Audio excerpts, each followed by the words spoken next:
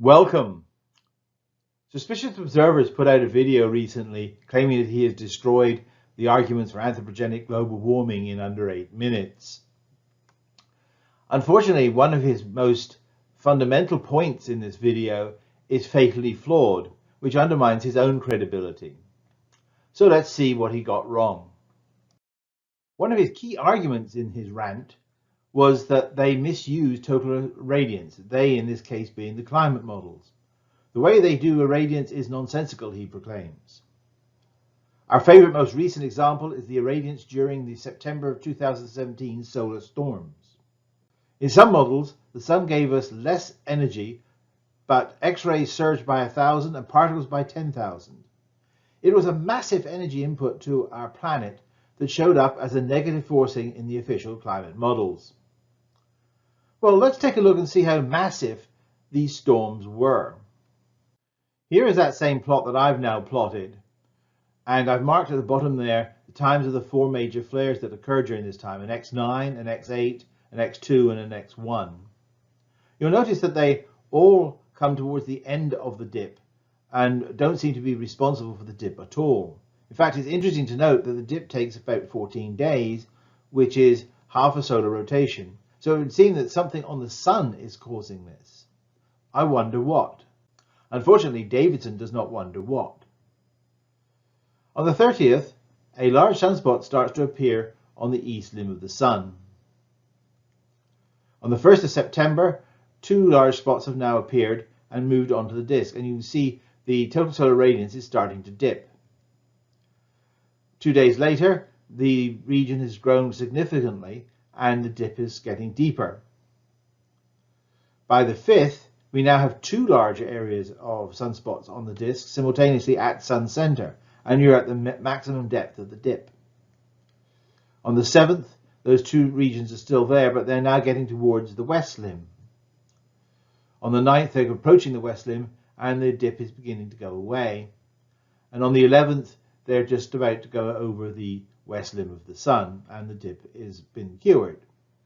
So this dimming in TSI is just the presence of large spots, and this is not surprising because spots are cool, dark areas that produce less energy than the surface of the sun. That's why they appear dark. So there would be an automatic drop in total solar radiance when large spots go across the sun. This is a well-known phenomenon. But why are these huge flares showing up in the total solar radiance? Well, that's the question Ben is asking, and all he would have to do is look at a GOES X-ray plot to find out. This is what an X9.8 flare would look like. That's the biggest of the 4 flares. And if you read the peak value of it on the left-hand axis, you would see that it's 9.8 times 10 to the minus 4 watts. That's what an X9.8 is. Now let's compare that with the total solar radiance coming from the sun. Well, sorry, that would mean some arithmetic, and this is probably where we lose Ben. The flare peak energy, as I've just said, is 9.8 10 to the minus 4 watts per meter squared. Total solar radiance at that time was 1360.8 watts per meter squared.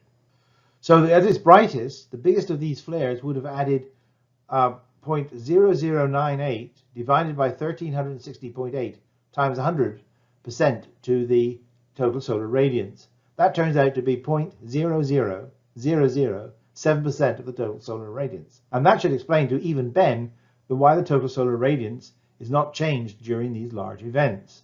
They're too small.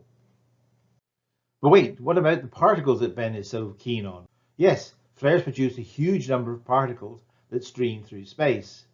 But they would arrive at the Earth spread over several hours to several days, and they are spread over a very large volume of space. So the amount of energy that the Earth receives from them is tiny. In fact, it's much less than the radiation you get from the sun. So again, this would be undetectable. There is a question, can you detect flares from total solar radiance? And the answer is yes.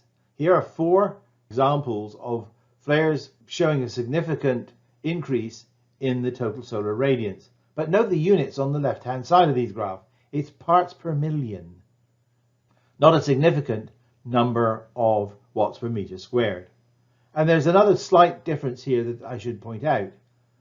This first plot A shows the sum of 42 large X flares. B, on the other hand, is the sum of 90 large M and small X flares. C is the sum of large M flares, but it needs 267 of them.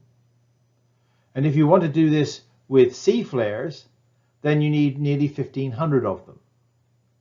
So yes, you can detect flares in total solar radiance, but only if you add a large number of these flares together. And so the total contribution of any of these flares to total solar radiance is minuscule. So let's draw some conclusions from all this. Even the largest solar flares don't affect the solar forcing used in climate models. Once again, Davidson is clueless about how the sun works, getting even the basics completely wrong.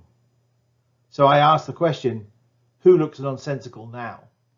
So until next time, stay safe and goodbye.